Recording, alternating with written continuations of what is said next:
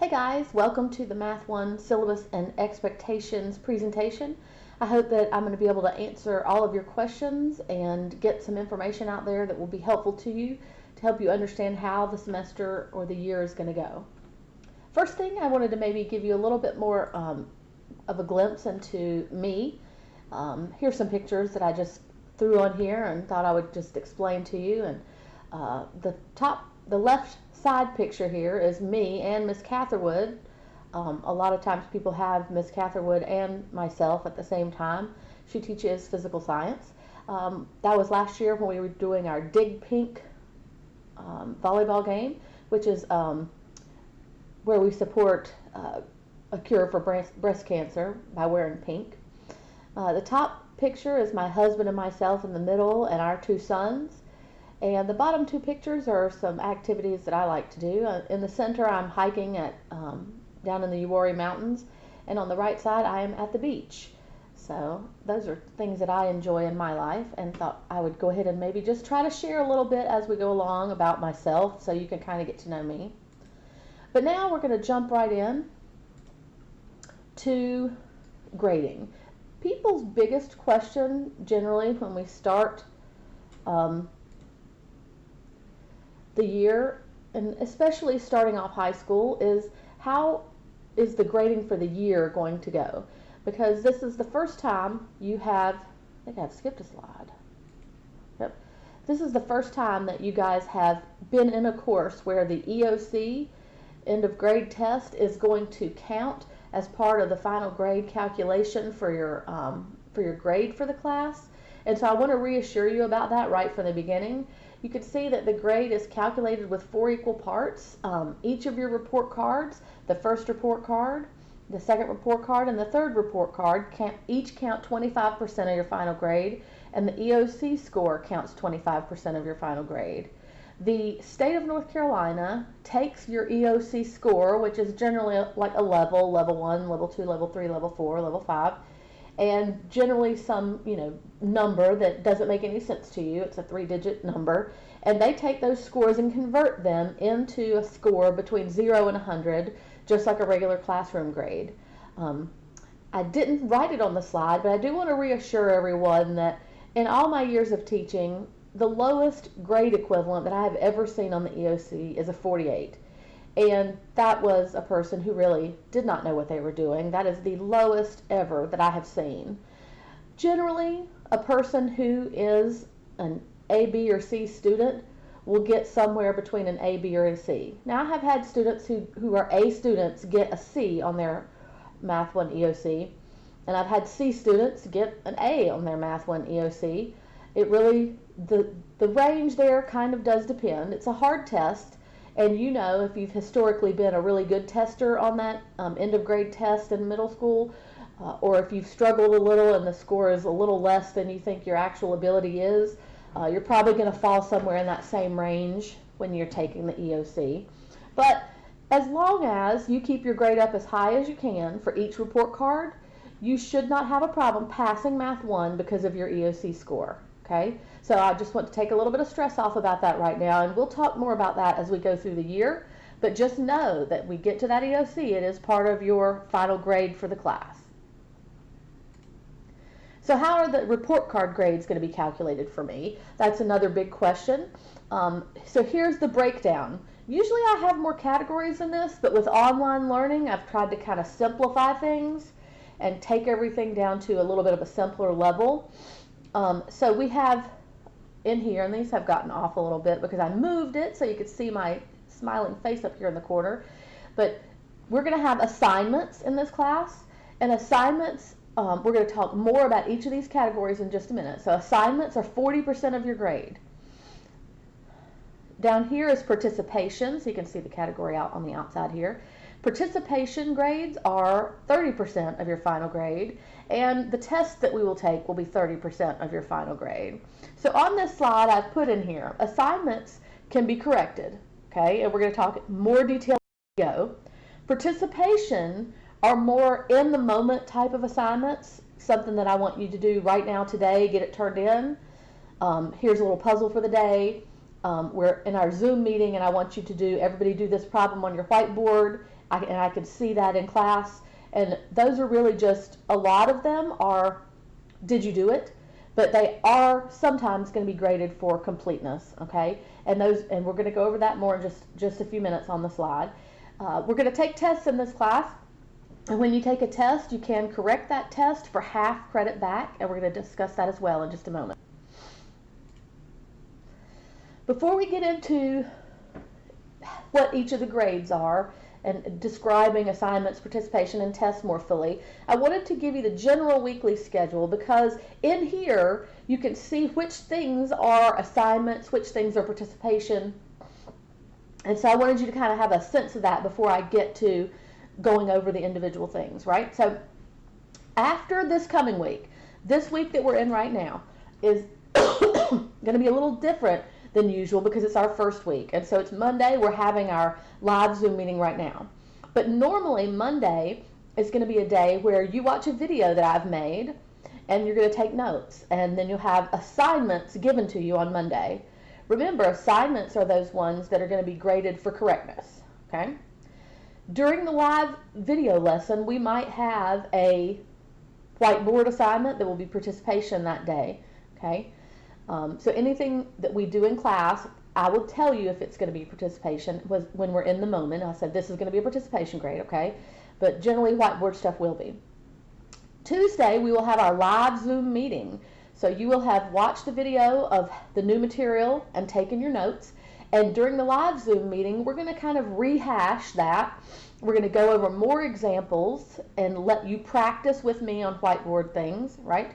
So that's where we're going to get into the nitty-gritty of the assignment, because that's when you can ask questions, we can do lots of examples, we can keep doing examples, and we can try to get to the heart of understanding in those live Zoom meetings. Okay, the live Zoom meeting, participating in the live Zoom meeting, and you can see over here where I've put some little red notes. Let me move myself so we can talk about that. Over here, I've given an analysis of what kind of grades are happening here. And I haven't talked about this yet, but we do have a new requirement for attendance. In the spring, we didn't have any real attendance requirement where we were taking attendance every day. But now we are required to take attendance every single day, Monday through Friday, and count you present or not for those days, right? So over on the right, I've said that when you're going to submit a copy of your notes that you've taken from the video for your attendance, and that's going to also be a participation grade. Okay, sometimes things that are count as your attendance will count as a grade also, sometimes they won't. Okay, so Tuesday we have the live Zoom meeting. Okay, you attend the Zoom meeting for your attendance, and there are some stipulations for if you cannot attend that day because you have a doctor's appointment or something like that. We can, and I'll talk about this a little more too, but you're gonna be able to make up your attendance for that day. Okay, on Wednesday we're gonna have in-person tutoring. So if you show up for in-person tutoring at school, if you sign up and show up, that's your attendance for that day. Or this is a work-at-home day. I'm going to give you some kind of small assignment. It might be like a puzzle or a warm-up question, and that will be a participation grade and also count for your attendance. Right, now this is kind of a dual day, because if you show up in person, that counts as attendance. And if you do the assignment at home, that also will count for attendance. Okay. Whoops. Oh, Lord help me. Okay. Thursday, you're also going to have a little error analysis assignment. That's going to count as your attendance and your participation. And error analysis is, here's somebody that did this problem, tell me what they did wrong. Okay, and that's a big thing in math that's really helpful. So we're going to try to do that once a week. On Thursdays, I'm going to have individual or group Zoom sessions. So instead of having a whole Zoom class, we're going to say anyone who's having trouble, maybe you couldn't come on Wednesday for in-person tutoring, but you're having trouble and struggling, or you're working on the homework assignments, and you're like, I can't figure out number 7, right? You can get in touch with me, and we'll have small group sessions on Thursday, whether I just do that with you as one student or whether I have a group of 3 or 4 students that we do the group with. It's just going to depend on how many people are having trouble and what troubles they're having. But Thursday is the time for doing that, and you would just need to let me know if you want to do that. We will have some sign-up sheets coming, but all that stuff, I didn't want to overwhelm you right in the very beginning. So right now, just know that you'll be able to do that, and I'll let you know how to do it, okay? On Friday, you're going to submit the assignments that were given on Monday. They're due by Friday at midnight. Okay? So that's kind of the way the week works. My goal is to present you with new material on Monday, and sometimes that might be a good chunk of material because it's intended for the whole week. Instead of learning new stuff in class every single day, I'm just going to give you one chunk of new stuff because some people are able to go through, take all the notes, and understand everything and get the assignments done, and they may get everything done Monday or Tuesday and get it submitted. Other than doing their individual assignments for each day for attendance, they'll be kind of ahead of the game. Other people might need to do the notes and start the assignment and come to the meeting Tuesday and get some more information and kind of start to get unconfused, work some more on Wednesday, ask some more questions, do some more work, and Thursday maybe have an individual Zoom meeting so they can kind of iron out any last questions they have about the homework they're working on, the assignment, before they can get it turned in Friday. So I try to give you a chance to kind of pace yourself through the week so that if you work more quickly and get it done, you're done early in the week. If you need the whole week, then you have all that time and all those days to ask questions and get help, okay? Cheating and plagiarism. This is a big thing, and I'm just going to leave you to kind of read the slide for yourself. But my main concern is that a lot of times in the past you've had teachers and they don't like you helping each other because they feel like you're cheating. But I am the opposite. I really want you guys to help each other, and when we have class sessions, a lot of times we're going to have break into small groups to do things so you can talk with each other and everybody can kind of collaborate on what do you have for this problem, what do I have for this problem, which one of us is right or wrong, and how are we going to talk through what the problems are. I really want you to help each other, and getting in a good practice of helping each other really makes a big difference to your learning as well. But the main thing is that there's a line between helping someone or getting helped and cheating. And the line, here's where the line is. The person who's getting help needs to actually be getting help in understanding how to do the problem.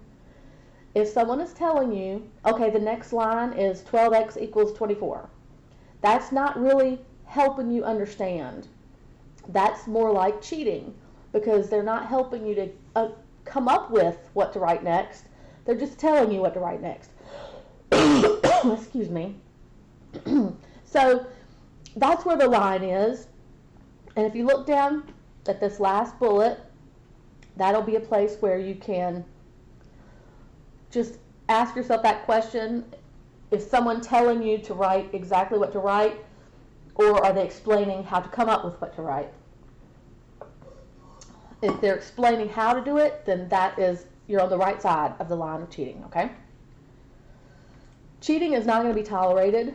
It's really easy for me to tell. People are always amazed that it's so easy for a teacher to tell when people's papers are identical. And it's usually, not always, because there's exactly the same mistake. Because in grading math papers, generally, the mistakes are all over the place, not always in the same place, okay? So just try to make sure that you understand to stay on the right side of that line, and you'll be okay. If you get caught cheating, you'll get a 0, and you cannot make that assignment or test. Okay, so just make sure that you're doing your best to learn, and then you'll be on the right side. Okay, here we are. We're down to grading. Okay, and assignments was our first category. Assignments are always graded for accuracy. Generally, when I give an assignment, it's either 5 or 10 problems, depending on how hard or in-depth the problems are. I'm going to go through every problem you've done and tell you exactly where you've gone wrong and where the mistakes are. When I grade, let's say it's 10 problems, I grade your paper. I don't give any partial credit. So if you get number 1 and it's almost all right with one little mistake, I count it wrong, and here's why. I'm going to give you the chance to correct it and get it counted completely correct. So you could still have a 100 on this paper even if you've gotten problems wrong in the beginning, okay? So I'm going to tell you what's wrong with it, even if it's something really simple. I'm going to count it wrong until it is 100% correct on the paper, okay? And you can take more than one attempt to do that. So let's say you turn in a paper, and I had a paper like this at the end of last year. 10 problems. The person did all of the problems right, and they were really pretty difficult, but they had one mistake, and their mistake was exactly the same in all 10 problems. So all 10 of them were counted wrong, and they actually got a 0 as their first grade on the assignment.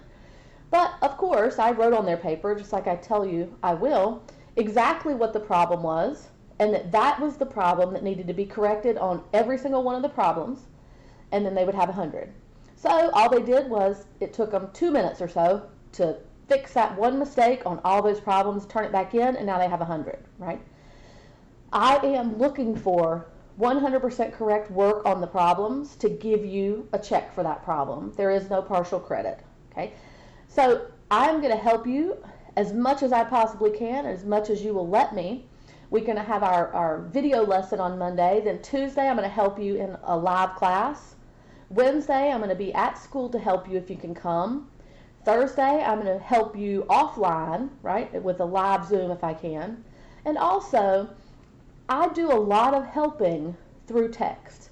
A lot of times, students will take a picture of, say, number 3 on their homework and what work they've done and say, I know I'm doing something wrong here, I can't figure out what it is. And so they text me the picture of the work, and I look at it and I try to tell you, this is where you're going wrong, right? Or this is what you need to do next. Or sometimes people just say, am I on the right track? This is number 1, is number 1 correct? And I can say, hey, yes, you've done number 1 exactly correct, keep rolling. Okay, text is a great thing for me, and I have given all of you my cell phone number. I don't use Remind or anything like that, because I've never had any trouble with just giving people my phone number, because I want to help you.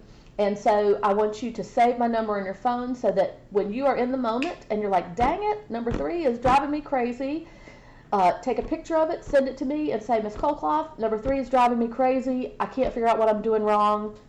Can you help me? And certainly I will, okay? So that's assignments, and you're going to get used to that. Don't be overwhelmed. We're going to just work through these things together, and we'll get to where we understand what's expected, okay? Assignments are generally going to be always given on Monday. It's possible, especially if you're in honors, that on Monday I might give you 2 or 3 assignments that are due Friday. They would be kind of tiered towards the first part of the lesson, the second part of the lesson, the third part of the lesson, because the lesson, like I said, might be a chunk of material that's a little larger than what you would get in one classroom period normally, because it's going to be what we're working on the whole week, okay? So then they'll be due Friday, whether it's 1 or 2 assignments or 3 assignments, they'll be due by Friday at midnight, okay? If you do your assignment on Monday and turn it in, I will certainly go ahead and look over it and grade it and get it back to you so that you can go ahead and correct any problems that are wrong before it's even due on Friday.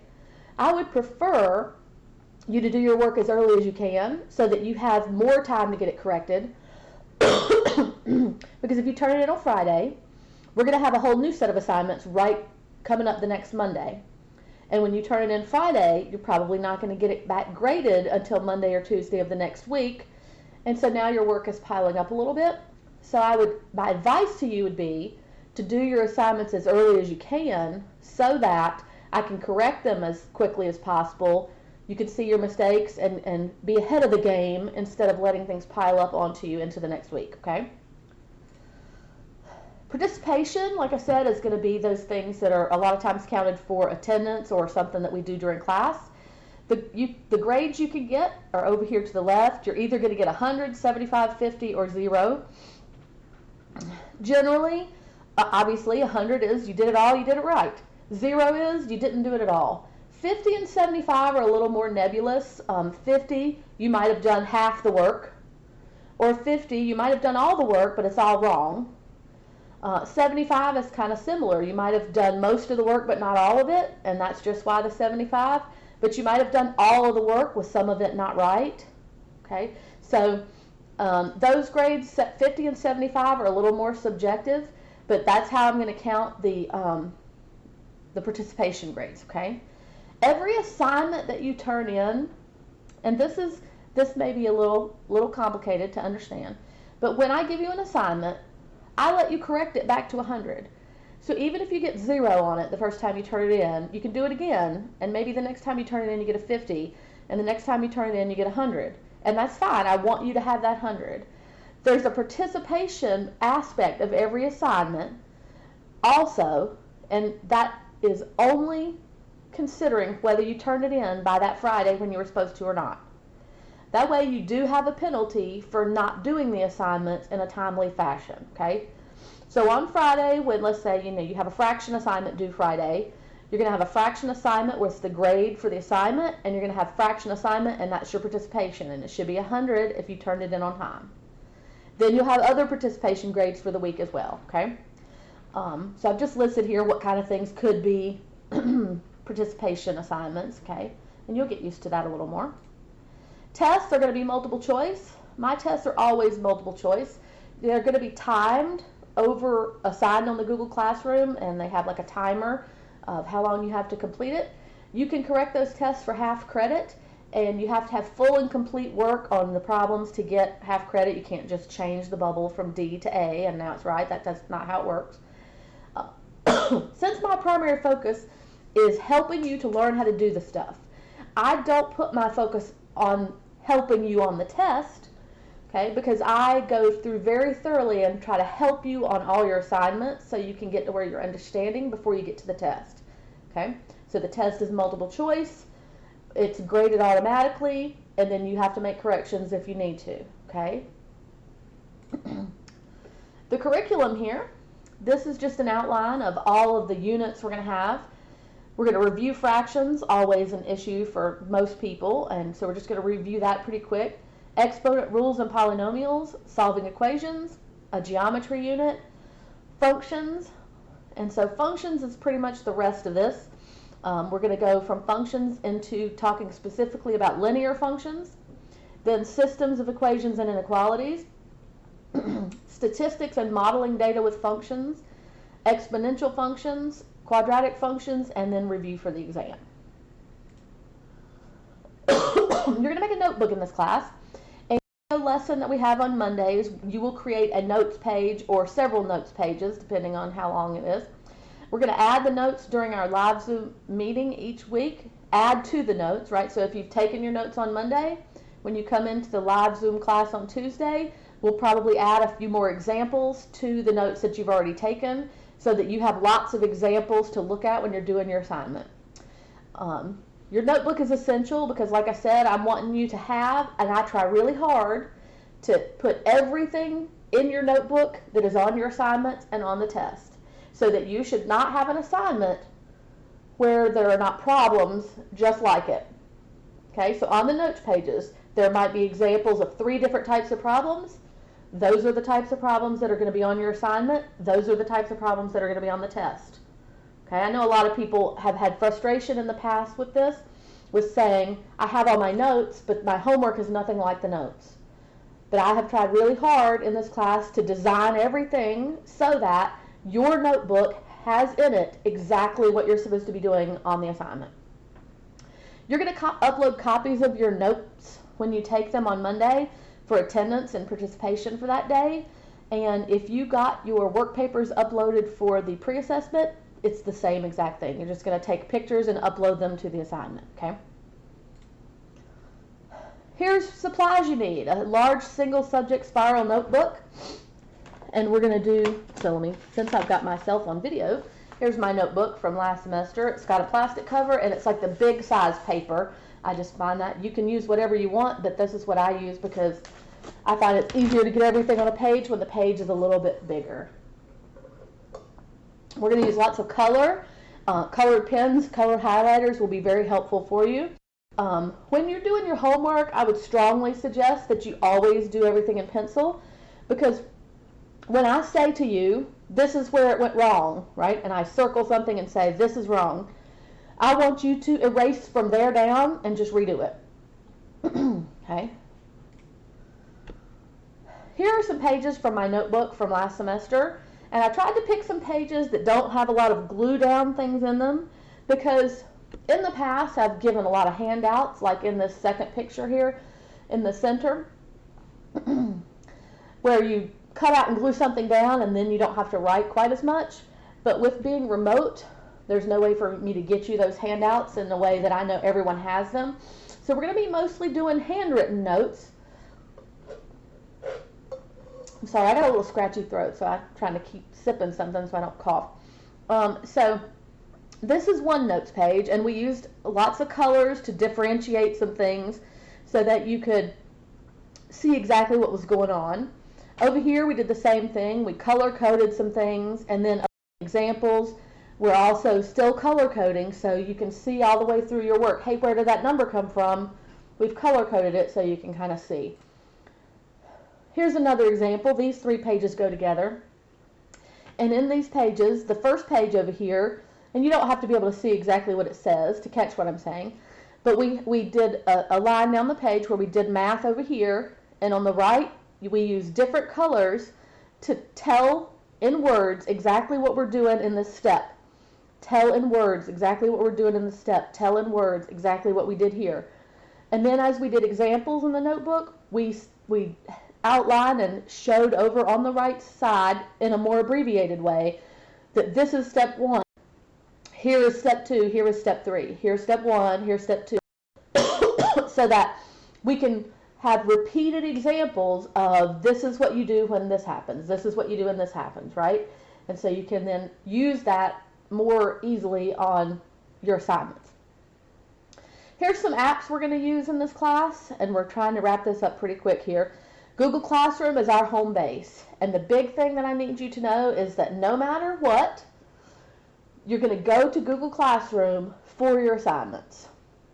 They might sometimes be YouTube videos, they might sometimes be something else, but they're always going to be listed on the assignment in Google Classroom, and there should be some sort of link there for you to use them from.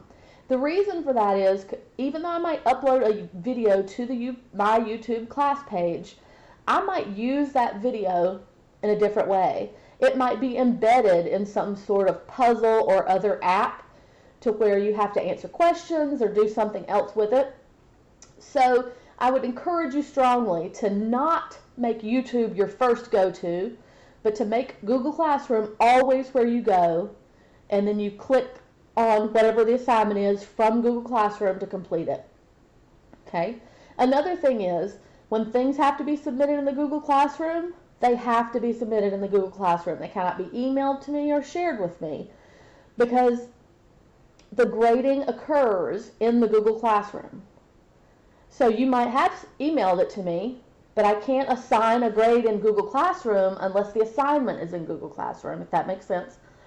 I am here for you to help you with that. If you run into a problem and it won't upload, if you get an error message, I would strongly encourage you just to send me a text and say, Ms. Colclough, I'm trying to upload this assignment and I keep getting an error message. And generally what I'm going to say to you is, hey, just try it again in the morning. Sometimes Google Classroom gets overwhelmed with all the users, and I anticipate that that will happen quite a bit as other schools start ramping up, because it did last semester. And I would say, in terms of almost everything, just don't panic, right? If you've done your work, you can shoot me an email and say, hey, I've done my work. I know I've got to get it uploaded in the classroom, but I'm having trouble with that. And I'll say, okay, just try it again as soon as you can, right? But you need to let me know so that I don't think that, no, you just didn't do your work until the next day. Just say, hey, I've done it. I'm trying to upload it. Right? I might say, shoot me a picture of it just so I know you did it, but you still are going to have to upload it in the Google Classroom, okay? Here are the classroom codes. Some people that are in second period accidentally joined the third period Google Classroom, and that's because the numbers that are on your printed schedule don't really show you the periods accurately. You have your first period class, and then you have like your homeroom class next. We don't count that homeroom class as a period or a block. So the one after that is actually your second period, and then third period and fourth period, okay? So it might be easier to go from the end and say your last class on that paper is fourth, the one above it is third, right? So that you can kind of make sure you're in the right Google Classroom, because if you're not, I won't be able to record your grades. And I've sent some of you emails telling you that you are in the wrong Google Classroom, so make sure you've taken care of that today if you can. We're going to use Delta Math. Here's the codes. They're also on the spreadsheet Mr. Week sent, and We are going to have some Delta Math assignments coming up pretty quick, so you do need to make sure you join that. Delta Math, if you haven't ever used it, is just where you do problems, and if you get it wrong, it'll tell you how to do it correctly, and then you get another problem, right? And you usually have to get 5 in a row right to be done. So if you do 5 and you did them all right, you're done. If you do 5 and you got the last one wrong, you have to do another one in order to have 5 right, right? So it counts how many you've done right. If you have to do 20 to get 5 right, that's fine. Or if you just have to do 5 to get 5 right, that's fine. You have to keep working until you get the set amount of questions correct. And if you do that amount, then you will get 100. Okay. We're going to use Desmos for the graphing calculator and for a regular calculator. And sometimes we're going to sign into Desmos activities and do those. And those can be pretty fun, and we'll get to that, so don't panic about it. We're going to use Zoom for our live class meeting. If you haven't used Zoom before, you'll want to download it before the class meeting, or at least begin getting ready like 15 minutes before we have class so that you can make sure it's loaded and everything. During class, we're going to use an app called whiteboard.fi, and that just turns your phone into a little whiteboard where you can kind of write an answer, and I can see it. And we will do some things sometimes where you have to use that for your participation grade. This is just a picture of some kids in my class a year or two ago who are playing Uno. They played Uno in my class every single day, and they were really a great group of people. My classroom rules, and I guess these apply to any situation, even though we're not sitting in the classroom together, but I ask for everybody just to be respectful of me and each other, be prepared for class, come on time, be ready to work hard. I am an extremely interactive and helpful teacher. I want to make sure you're understanding, and I'm willing to give you lots of help, but I need you to meet me and work as hard as you can work, because I am going to work as hard as I can work to help you understand, okay? And come in with a positive attitude, right? Okay, I think that's about it. Here's just a couple of other kind of silly pictures from the past and some of my students. This is the way I feel sometimes, like my face is pressed up against the door and I'm just not sure how I'm going to make it through. But I always get through. I always have a positive attitude. So here's a couple more students. We were on one of our flex days a couple of years ago, having a great time. I hope we're going to get to know each other and have a great time this year. I can't wait till we can actually be in class together. But I encourage you to come for Wednesday tutoring, to sign up and come, if nothing else, so we can meet each other and you can do some of your work and you can kind of see what I'm expecting from you, okay? Hope you guys have a great day. Bye.